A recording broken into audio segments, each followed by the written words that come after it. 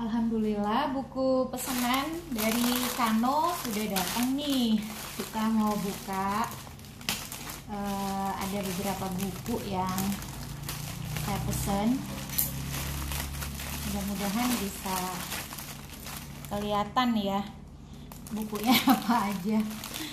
Soalnya kalau udah di atas 40 tuh kayaknya mata tuh makin berkurang ya kapasitas penglihatan, sehingga kalau baca dari Kindle atau dari laptop itu tetap aja rasanya kurang nyaman gitu. Jadi ya mau nggak mau harus menyesuaikan dengan usia, alias harus baca naskah langsung dari buku. Ini ada beberapa buku memang yang saya beli, yang saya print sih sebenarnya, bukan beli ya. Jadi saya udah punya soft copy-nya, terus saya kontak orang Kano, minta dia print format buku. Jadi ini adalah soft copy yang saya punya dan di print format buku. Ada beberapa buku nih. Kita mulai dari yang pertama. Saya print buku ini, agak jauh ya. Ini dia nih, buku dari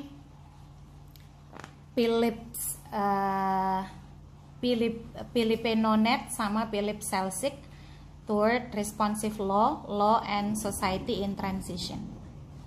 Terus ada buku, ini buku yang saya suka karena sering banget disebut sama dosen, Ahron Barak, The Judge in a Democracy. Semoga kelihatan ya, atau saya naikin dulu nih supaya layarnya kelihatan. Bentar. Maklum, iseng. Nah, terus ada ini, Nanos Gigantum Humeris Incidens. Jadi sebelum meneliti, susunlah bibliografi beranotasi dan kajian pustaka. Kemudian ada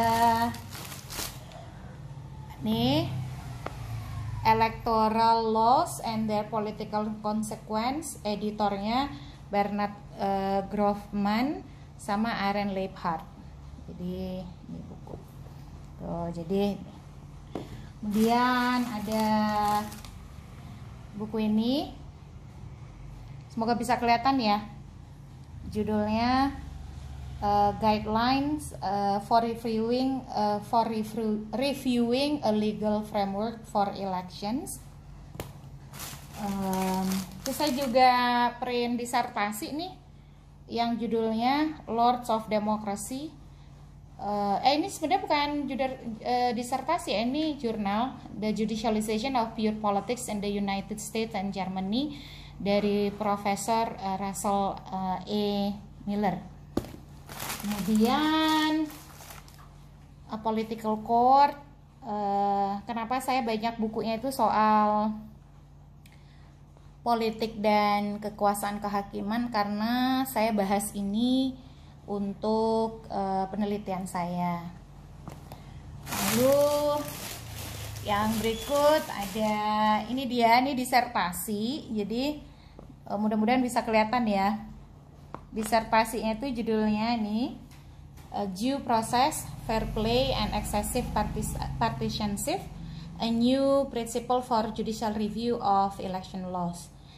Jadi ini bukan, ini tulisan juga tapi bukan disertasi ya. Lalu The Architecture of Democracy, Constitutional Design, Conflict Management and Democracy, diedit sama Andrew Reynolds. Kebetulan saya pernah beberapa kali jumpa dengan Andrew Reynolds dan beliau sangat humble ya. Saya beberapa teori di penelitian saya juga merujuk ke pendapatnya Andrew Reynolds. Lalu ada ini disertasi. Disertasi tebal banget. Jadi judulnya itu The limits of judicialization, legislative politics, and constitutional review in the Iberian democracies. Jadi menarik banget ini bicara soal judisialisasi politik dan pengaruhnya terhadap demokrasi. Gitu. Kalau judisialisasi politik itu memang kebanyakan berkaitan dengan judicial review sih. Ini sama, ini sebenarnya saya udah punya tapi nggak tahu kemana ya. Ya biasa lah gitu, kalau nulis tuh pas lagi dibutuhin nggak ketemu. Jadi saya print ulang. Electoral Law, European Commission for Democracy Through Law, Venice Commission. Karena memang saya sedang meneliti soal hukum pemilu saat ini. Lalu yang terakhir, sorry nih, plastiknya ini banget.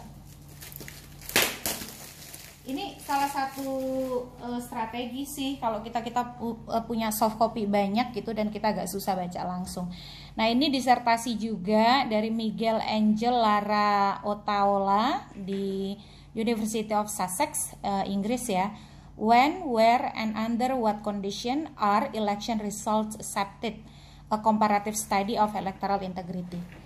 Jadi ini mungkin bisa jadi rujukan juga kalau kita membahas soal apa sih pemilu yang pada kondisi apa pemilu yang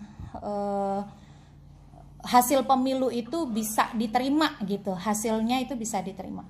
Ini bagus banget, saya udah baca walaupun masih kepotong-potong, biasa lah kalau baca buku tuh. Jadi ini bagus banget nih. Tadi saya ulang ya. Ini electoral law dari EU. Nah, ini juga nih, ini disertasi juga, semoga bisa kebaca ya. Limit judisialisasi limit dari judisialisasi terutama terhadap politik legislatif dan constitutional review. Apalagi di Indonesia ini kita sedang menghadapi fenomena judisialisasi politik yang amat masif ya. Karena contohnya ketika Omnibus Law kontroversial, orang rame-rame datangnya ke Mahkamah Konstitusi untuk mencari jalan keluar. Nah, ini lagi Architecture of Democracy dari Andrew Reynolds.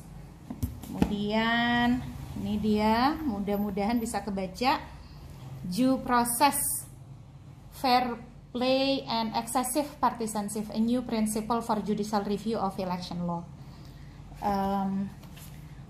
A Political Court ya. Lalu ini Lord of Democracy, the Judicialization of Pure Politics in the United States and Germany.